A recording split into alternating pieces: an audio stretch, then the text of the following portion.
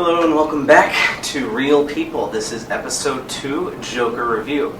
Now before we get into the video, I just gotta say we had some technical difficulties. My guest Jake and I spoke for too long and the camera stopped recording. It cut out, so it cut off a lot of good stuff. Because of this, much of what you will see in this review is all about Joker as a film and Joker as a film about the Joker, the DC character. I just want to issue a disclaimer before this review. Joker has a harmful depiction of mental illness, in my opinion. It didn't seem to make any attempt to narrow down what Joker's mental illness was.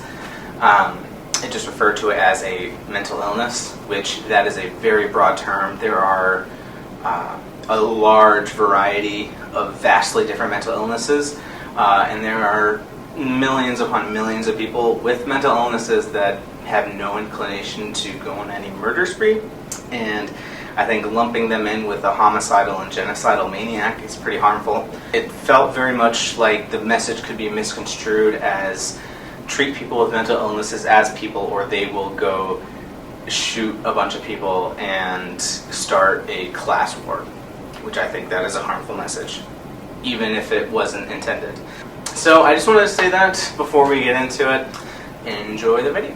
Hello, welcome back. This is Real People. I'm your host, Sam Elkins.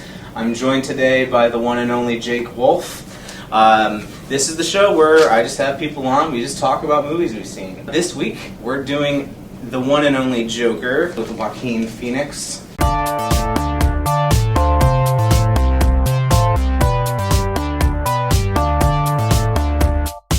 Some initial thoughts coming out of Joker. It felt very long. I felt a lot like the movie was building up to something that didn't happen. Yeah. Do not expect to see a movie rich in the character or rich in the lore. It felt like kind of the character of the Joker and the world that they had created the movie in some ways detracted from the message and the story they were trying to tell. Another thing I didn't really like about it is that the only character that felt even remotely fleshed out was Joker. The whole movie was comprised of intimate shots of Joaquin Phoenix. You can see the emotion on his face and his body movements, and that was really impressive.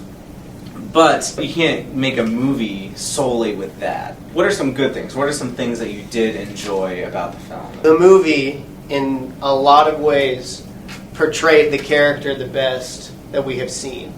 One obvious thing that I think most people can appreciate, at least, about the film was Joaquin Phoenix's performance. You can see that he was actually feeling those emotions on his face and like I said, in his body movements as well. I think if they had utilized that a little differently, then I think it could have been one of the definitive Joker performances.